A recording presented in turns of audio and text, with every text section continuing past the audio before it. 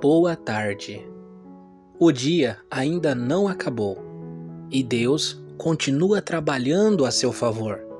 Às vezes, o milagre vem quando a gente menos espera e o que parecia perdido, Deus transforma em vitória.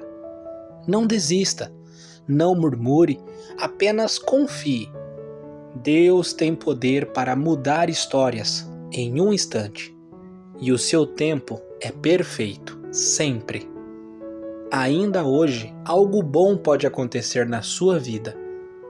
Obrigado por estar aqui comigo no canal Éricles Mensagens Diárias. Curta essa mensagem, compartilhe com alguém que precisa ouvir e se inscreva no canal para receber palavras de fé todos os dias. Que sua tarde seja abençoada e cheia da presença de Deus.